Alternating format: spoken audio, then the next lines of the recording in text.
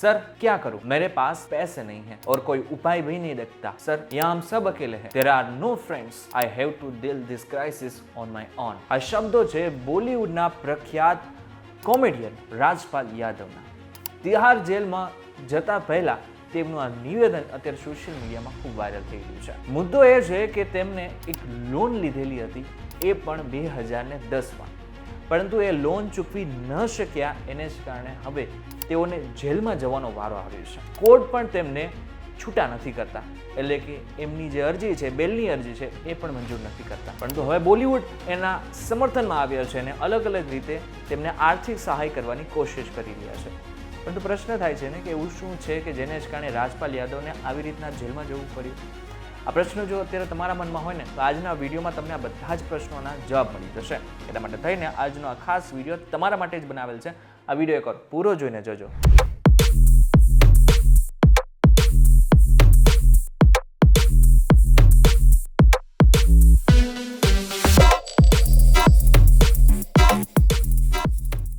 નમસ્કાર અને welcome back folks VTV digital ઉપર તમે જોઈ રહ્યા છો ડેલી ડોઝ। હું છું આપણો દોસ્ત કરણ ચલોત્રા।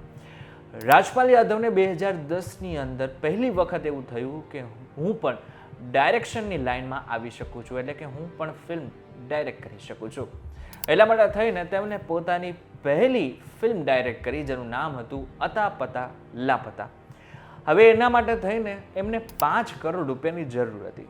5 કરોડ રૂપિયા એમને તો એમની પાસે હતા નહીં। હવે એ સમયે તેઓ સારા કોમેડિયન તો ગણાતા હતા અને સારું પેકેજ પણ એમને મળતું હતું, પરંતુ એ સમય દરમિયાન ફિલ્મને ડાયરેક્ટ કરવા માટે એમની પાસે પૈસા નહોતા। એટલા માટે થઈને ખાસ કરીને એમને લોન લીધેલી હતી। આ લોન તેમને મુરલી પ્રોજેક્ટ્સ પ્રાઇવેટ લિમિટેડ પાસે લીધેલી હતી અને લગભગ 5 કરોડ રૂપિયાની હતી। પરંતુ કહેવાય છે ને કે ધાર્યું ધણીનું થાય। આ ફિલ્મ બિલકુલ ફ્લોપ ગઈ।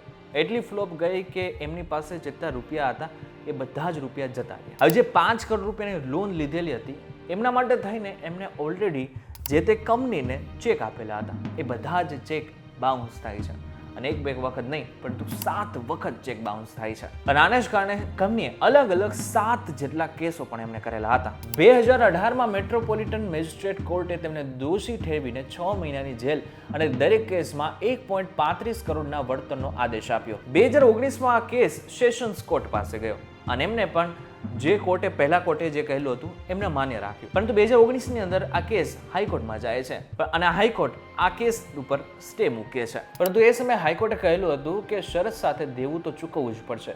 કોર્ટે અનેક વખત સમય પણ આપ્યો। તેમણે કેટલીક રકમ એટલે કે જેમ કે 75 લાખ રૂપિયા ચૂકવી પણ ખરા, પરંતુ વ્યાજ સાથે દેવું 9 કરોડ સુધી પહોંચી ગયું। કોર્ટે તેમના વર્તનને અપમાનજનક પણ ગણાવ્યું। હવે આવે છે સમય 2 ફેબ્રુઆરી 2026નો। આ દિવસ રાજપાલ યાદવ માટે ખૂબ જ ખરાબ દિવસ બનીને આવે છે। 2 ફેબ્રુઆરી 2026માં જસ્ટિસ સ્વર્ણકાંતા શર્માએ અરજી ફગાવી અને 4 ફેબ્રુઆરી સુધીમાં સરેન્ડર કરવા આદેશ આપ્યો। વધુ સમય માંગવામાં આવ્યો, પરંતુ કોર્ટે કહ્યું કે સેલિબ્રિટી હોવાના કારણે વિશેષ વ્યવહાર નહીં મળે।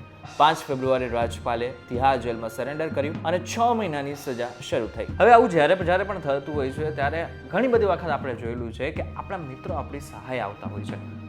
હવે અહીં રાજપાલ યાદવ સાથે પણ આ જ રીતના થઈ રહ્યું છે। રાજપાલ યાદવ અત્યારે મુશ્કેલીમાં છે અને એ જ સમયે તેમના બોલિવૂડના કેટલાક મિત્રોએ એમની સહાય પણ કરેલી છે। રાજપાલ યાદવના મેનેજર ગોલ્ડીએ જણાવ્યું હતું કે બોલિવૂડના ઘણા સ્ટાર્સ તેમની મદદ કરી રહ્યા છે। સલમાન ખાન, અજય દેવગન, વરુણ ધવન, ડેવિડ ધવન અને સોનુ સૂદ। ખાસ કરીને સોનુ સૂદે તો આગળ આવીને આર્થિક મદદ અને ફિલ્મમાં ઓફર પણ કરી। તાજેતરમાં સિંગર મિકા સિંહે પણ મદદ માટે આગળ આવવા માટે લોકોને કહ્યું, એટલે કે ખાસ કરીને બોલિવૂડના લોકોને કહ્યું। જો કે રાજપાલના ભાઈ શ્રીપાલનું એવું કહેવું છે કે એમની પાસે પૂરતા પૈસા છે અને એ બધા જ પૈસા ભરીને રાજપાલને છોડાવી લેશે। તેમની પુત્રીના લગ્ન 19 ફેબ્રુઆરી છે અને રાજપાલ તેમાં મુખ્ય અતિથિ તરીકે હાજર રહેશે તેવી આશા છે। તેમની પત્ની રાધા યાદવે પણ કહ્યું છે કે બોલિવૂડ ઇન્ડસ્ટ્રી સપોર્ટિવ છે। હવે એવું કહેવાય છે કે બોલિવૂડમાં કોઈ કોઈનું છે નહીં, કોઈ કોઈનું મિત્ર નથી, પરંતુ ઘણી બધી વખત એવા પણ સમાચાર આપણી સામે આવતા હોય છે। અત્યારનું જ ઉદાહરણ લઈ લો, રાજપાલ યાદવનો કેસ, જ્યાં જો તમે સારા બીજ વાવેલા હોય ને તો ચોક્કસ આગળના સમયમાં તમને એનું ફળ પણ સારું મળે છે। જો સારા મિત્રો હશે તો ચોક્કસ આગળના સમયમાં એ મિત્રો તમારી મદદ પણ કરશે। આ એક બહુ મોટું ઉદાહરણ છે જે રાજપાલ યાદવે બતાવ્યું છે। ત્યારે હવે ઘણી બધી પરિસ્થિતિ બની રહી છે અને અત્યારે હાઈકોર્ટે તેમની જે અરજી હતી એને પણ ફગાવી નાખી છે। જો કે સોમવારે ફરીથી એક વસ્તુ રમણી છે, ત્યારે ખબર પડશે કે આગળના સમયમાં શું થશે। ત્યારે આ બાબતને લઈને તમારું શું કહેવું છે અમને જરા કોમેન્ટ કરીને ચોક્કસથી કહેજો. વિડીયો તો કીજો તમને કોઈ ઇન્ફોર્મેશન મળી તો વિડીયોને લાઈક અને શેર જરૂરથી કરજો તથા આવા જ ઇન્ફોર્મેટિવ વિડીયોઝ માટે વીટીવી ડિજિટલ સાથે જોડાયેલા રહેજો.